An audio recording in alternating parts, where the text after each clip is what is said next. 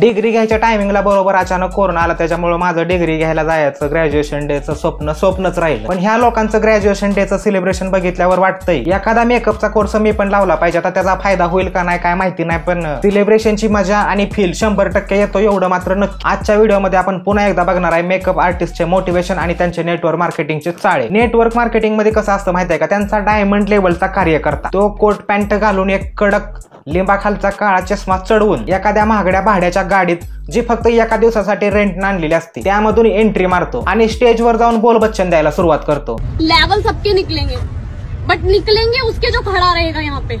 4-5 महिन्यापूर्वी आपण यांच्यावर लय व्हिडिओ बनवला, त्यानंतर ह्यांनी यांच्या स्टुडंटला एक्सप्लॉइट करायचं बंद केलं. पण यांचं स्टुडंटला दिलेलं मोटिवेशन बघून मला अजून एकदा मोटिवेशन आलं की ह्यांच्यावर एखादी व्हिडिओ तर बनतीच. काही लोकांना वाटतं की ह्यांना रोस्ट केलं की ह्यांचं नाव खराब होतंय, पण असं नाही मित्रांनो. तुम्ही समजा त्यांना स्वतःला इम्प्रूव्ह करायची संधी मिळती. आपल्या व्हिडिओ नंतर कितीतरी मेकअप क्लासेस बंद झाले आणि मेकअप करणाऱ्यांचा तर विषयच वेगळा. उदाहरणार्थ बबडीने नेल युनिव्हर्स बंद केलं आणि तिनं आपलं जिम युनिव्हर्स जॉईन केलंय. कोमलने मेकअप क्लास बंद केला, तुम्हाला माहितीच आहे. आणि आता गुरुपौर्णिमा येऊन गेली, त्याच्यावरनं मला आठवलं की काहींनी स्टुडंट कडून पाय धुवून घ्यायचं पण बंद केलं यावेळेस. आणि आता पहिल्यासारखं ग्रॅज्युएशन डे दिवशी पोरींना ढासा रडायला पण येत नाही. आणि या सगळ्या गोष्टींचं श्रेय जातं कोणाला? अथर्वला. अथर्वशिवाय हे पॉसिबलच नसतं झालं. अथर्वच तर या सगळ्याचा सूत्रधार आहे. अथर्वनं जर त्याची गर्लफ्रेंड क्लासेसला पाठवली नसती, तिचं ग्रॅज्युएशन झालं नसतं, तिने तिची स्टोरी नसती सांगितली, तर मग हे सगळं इव्हॉल्युशन कसं झालं असतं. त्यामुळे या सगळ्या गोष्टींना अथर्व जबाबदार आहे. आणि तुम्हाला जर माहित नसेल, खरंच माहित नसेल की अथर्व कोण आहे, तर तुम्ही जावा एकदा आणि आपल्या जुन्या व्हिडिओ बघा, तुम्हाला कळून येईल की अथर्व कोण आहे. खूप छान वाटतंय. सगळ्यांचे रिझल्ट 100% आहेत.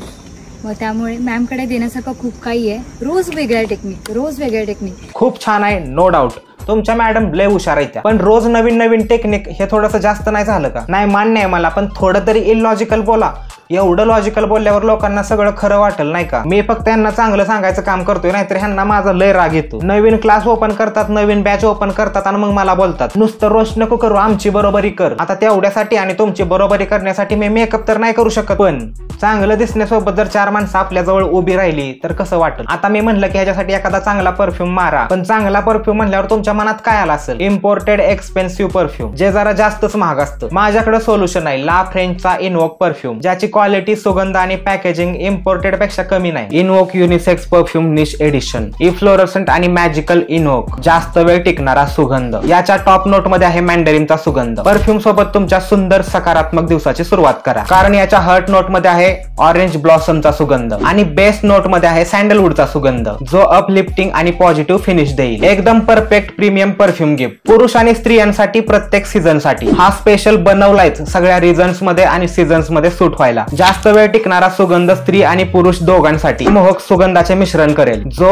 अविस्मरणीय आहे. आणि याची ठळक वैशिष्ट्य म्हणजे स्त्रिया आणि पुरुषांसाठी मोहक जास्त वेळ टिकणारा सुगंध, जो मूड आणि आत्मविश्वास वाढवतो आणि आठवणी जाग्या ठेवतो. बेस्ट रिफ्रेशनेस साठी invoke unisex niche edition perfume regularly वापरा. Best buy link comment section मध्ये आणि डिस्क्रिप्शन मध्ये दिली, एकदा तरी ट्राय करा. मी काय शिकली आहे की कुठलाच बिझनेस, कुठलाही बिझनेस, अगदी माती विकायचा बिझनेस असो, कुठलाही बिझनेस सक्सेसफुल 100% सक्सेसफुल किंवा 100% अनसक्सेसफुल होत नाही. दीदी मेकअप शिकवता ह्या कोणत्या लाईनला आला तुम्ही? नाही म्हणजे ते मोटिवेशनल स्पीकर, बिझनेस कोच, आता ह्यांच्या पोटावर पण तुम्हीच पाय देणार का? कोणताही बिझनेस 100% सक्सेसफुल किंवा 100% अनसक्सेसफुल नसतो. आम्हाला माहिती आहे मेकअप कोर्सची फी रिफंडेबल नसती, पण ह्याच्यासाठी काय पण नॉलेज नका देऊ. माझ्या मित्रानं 15 लाख रुपये इन्व्हेस्ट करून हॉटेल टाकलं आणि त्याचं नॉलेज घ्यायसाठी 2 लाख वेगळं घालवलं, तरी पण कस्टमर आले नाहीत. मग त्याने एक ऑफर लावली. ऑफर होती तोपर्यंत लय लोक आली आणि त्या ऑफरच्या नादात तो लॉस मध्ये गेला. मग त्या भावानं कोणताही बिझनेस 100% सक्सेसफुल किंवा 100% अनसक्सेसफुल नसतो याचं मोटिवेशन घेतलं आणि लोकांकडून उधाऱ्या घ्यायला सुरुवात केली. आणि याचा शेवट कसा झाला माहितीये? हॉटेल अजून चालू आहे, तसं काय टेन्शन घेऊ नका. त्याचा बाजार उठला की मी अजून एकदा व्हिडिओ बनवतो, पण अजून चालू आहे. सांगायचा मुद्दा एवढाच की कोणताही बिझनेस सक्सेसफुल किंवा अनसक्सेसफुल नसतो. फक्त त्या बिझनेसमध्ये इन्व्हेस्ट केलेल्या पैशामधनं जर काहीच रिटर्न नाही भेटलं तर मग पट्टी बसते.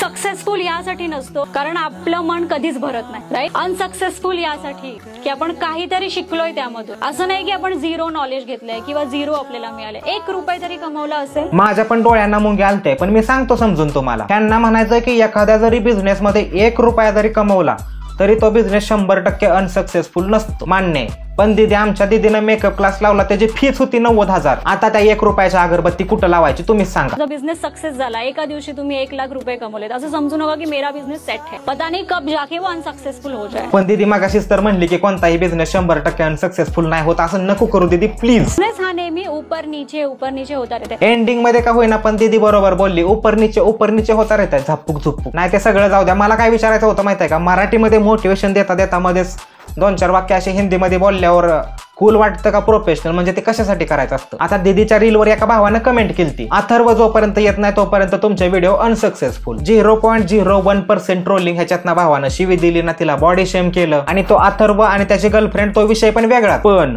सो कॉल्ड प्रोफेशनल दीदीनं त्याच्या कमेंटला रिप्लाय केला, सॅवेज रिप्लाय, बोलवते नेक्स्ट टाइम, नाव he is with your sister. English मध्ये कमेंट करते, कुणाला कळणार पण नाही आणि कूल पण वाटेल. त्याच पोरानं जर कमेंट मध्ये हिची आई बहीण काढली असती तर मग किती राग आला असता, कारण हीच फक्त पोरगी आहे, दुसरी पोरगी म्हणजे पोरगीच नाही ना. नाही म्हणजे तुम्हाला म्हणायचंय काय, बोलवते नेक्स्ट टाइम, आता तो तुझ्या बहिणी सोबत आहे. आपण ज्या पद्धतीने दुसऱ्याला बोलला त्याच पद्धतीने आपल्याला जर कोणी बोललं असतं तर तुम्हाला झेपलं असतं का. तरी पण त्या अथर्वचा मुद्दा काय चुकीचा नव्हता. तुम्ही कुठून आलाय, तुमच्याशी माझ्याशी काही माउथ पब्लिसिटी झालेली, मैंने तुम लोग को सामने से बुलाया, तुम्ही कसे आला. चालत आले आणि पुढच्या दरवाजाने आले. मालवणवरून आली. मालवणवरून कशी आली, सोशल मीडियावरून. रत्नागिरीवरून 2 स्टुडंट होते, गोवावरून 2 स्टुडंट होते, कसे आले, सोशल मीडियावरून. नाही एकदा विचारून बघा ना, बसनं नाही तर ट्रेननं पण आली असतील. मला सांगा, मेकअपच्या किती अकॅडमीजची नावं तुमच्या लक्षात आहेत.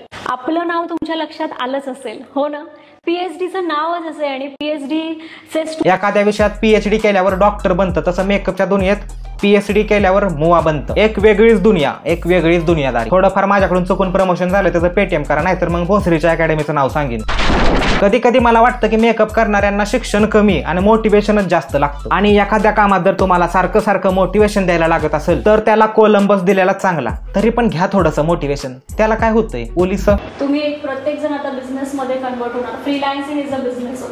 एक गोष्ट नेहमी बिझनेस करताना लक्षात ठेवा, ऐका बरं का ध्यान देऊन, परत ना ते आपल्याला आत्मसात बी करायचं आहे नाही का. तुमचं कोणीतरी पार्टनर आहे बिझनेस मध्ये, तो पार्टनरच राहिला पाहिजे. तो पार्टनर कधीच फ्रेंड झाला नाही पाहिजे.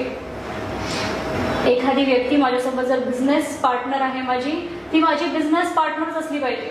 तिच्यावर एवढा विश्वास नाही ठेवायचा की तिला मी सगळंच सांगते. अरला का दीदी धंदा आहे, पार्टनर आहे म्हणल्यावर त्याच्यात थोडीफार ट्रान्सपरन्सी पण पाहिजे ना. तिला बोलतो ना आपण, सगळंच सांगून टाकतो ना, किंवा तिला जीव लावतो किंवा तिला काय करतो, राईट. काय होतं, आपण तिला सगळं सांगणार, उद्या जाऊन काय होणार, तिच्या मनात कोण तुम्ही असणार, तिच्या मनात कशी सिद्धी असणार, जे तू सांगितलीये तशी सिद्धी असणार. तिच्या मनात कशी क्षमता असेल, जशी क्षमताने सांगितलंय की माझ्या घरी माझ्यासोबत असं. त्यांना ऐकणार आणि ह्यांच्या समोर बसलेलं ऑडियन्स बघून आणि ह्यांचं मोटिवेशन ऐकून एक म्हण आठवली, वासरात लंगडी गाय शानी. मॅडम स्टेजवर उभा राहून सांगते म्हणल्यावर खरंच बोलत असणार. पार्टनर पासून लपवी करायची आहे, बिझनेस मध्ये पारदर्शकता ठेवायची नाही, एकमेकांना काय कळून द्यायचं नाही. दीदी फॉर्म मध्ये विसरून गेली, तुला लाईफ पार्टनर बद्दल नव्हतं सांगायचं, बिझनेस पार्टनर बद्दल ज्ञान द्यायचं होतं. एवढाच प्रॉब्लेम आहे त्या पार्टनरचा, तर आपापला बिझनेस ओपन करायचा, कशाला पार्टनरशिप मध्ये धंदा पाहिजे. पण मॅडम तो अथर्व विचारत होता, फ्रीलान्सिंग करू द्या का बिझनेस मध्ये चालू करू, काय सांगू त्याला. हा सगळा विषय बाजूला राहू द्या मित्रांनो, मी तुम्हाला आठवण करून देतोय, Invoke unisex niche edition perfume. Best buy link comment section मध्ये आणि डिस्क्रिप्शन मध्ये दिली, नक्की ट्राय करा. या व्हिडिओ मध्ये एवढंच. हा व्हिडिओ रिलीज होईपर्यंत लाडकी बहीण योजनेचा माझ्या अंदाजे 3रा हप्ता तुमच्या अकाउंट मध्ये जमा होईल प्रोबॅबिलिटी. आणि त्याचबरोबर आपला लाडकी बहीण योजनेचा ग्राउंड लेवलचा अनालिसिस व्हिडिओ पण रिलीज होईल. तोपर्यंत या व्हिडिओला 5000 लाईक्स आणि 500 कमेंट्स करून टाका आणि हा नोटिफिकेशन बेल चालू करा पुढच्या व्हिडिओसाठी. आता काय एवढं इम्पॉर्टंट नाही. अथर्वनं सांगितलंय लावा गाणं. तू शांती ठेव, पण मी त्या रंगेला पटवणार आहे यार. काय दान काय तो, अशी बी दिसतीस तशी बी दिसतीस, काय तुझ्या रूपाची शोभा.